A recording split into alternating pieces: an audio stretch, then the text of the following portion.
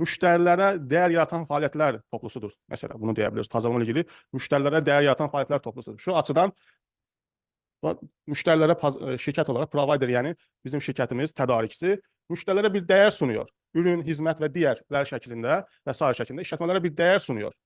Bu açıdan pazarlama da bir dəyər yaratan fəaliyyətlərdir diyoruz. Aynı zamanda bu işletmə də bunun qarşılığında tükəticilər işletmədən ürünlər satın alıyor, bu dəyər karşılığında ürün satın alıyor, onlara destek veriyor ve bu gibi demek tepkiler veriyor işletmenin tekliflerine, ürün, hizmet ve diğer tekliflerine. Demek müşteriler satın alma, destek gibi tepkiler vermektedir. Ve bu değişimin amacı hem müşterileri hem de tedarikçisini ya da yani bizim firmamızı, işletmemizi memnun etmektir.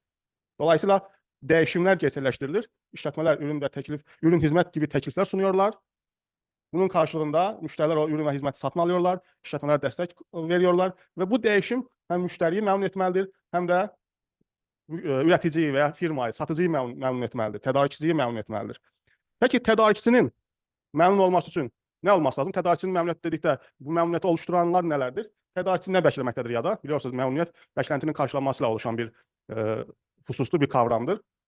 Beklentiler oluyor. Bu beklenti karşılanırsa müşteri memnun olur və işletmə memnun olur və hər hansı bir insan memnun olur. Bu açıdan tədarikçi ya da üretici nə beklemektedir? Hayatta devam edə bilmə, hayatını sürdürə bilmə, yaşamını sürdürə bilmə, survival.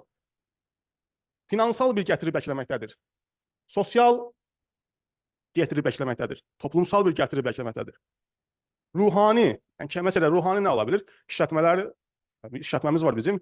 Biz toplumun ihtiyaçlarını gidermekten dolayı kendimize bir manevi tatmin bulabiliriz. Manevi tatmin oluşabilir bizde. Çünkü biz topluma fayda sağlıyoruz. Ve işletmelerde de bu manevi tatmin. İşletme illaki para kazanayım değil. İşletmeler aynı zamanda bir manevi tatmin de isterler. Mesela lider olmanın bir manevi tatmini gibi. Rekabette önde olmanın manevi tatmini gibi bir manevi tatmin, ruhani bir ya da insanlar dediğimiz gibi fayda sağlamak, filantropik, hayırseverlik faaliyetlerinde bulunmak gibi manevi ve ruhani faydalar beklerler. Hedefleri olur işletmelerin. Ekolojik hedefleri olabilir işletmenin. Ekolojini korumak, doğal çevreyi korumak, kaynakları korumak gibi işletmelerin hedefleri olur. Dolayısıyla işletmeler bu değişimlerden şu hedeflerini gerçekleştirmeyi umarlar. Eğer gerçekleştirirlerse işletmeler memnun olurlar. Aynı zamanda tüketicilerin bu değişimden beklentileri var. Nelerdir? Kendi sorunlarına çözüm beklerler. Fayda beklerler. Daha sonra rifah beklerler. Bu gibi demek faydalar beklerler. Bu gibi hedefleri var tüketicilerin.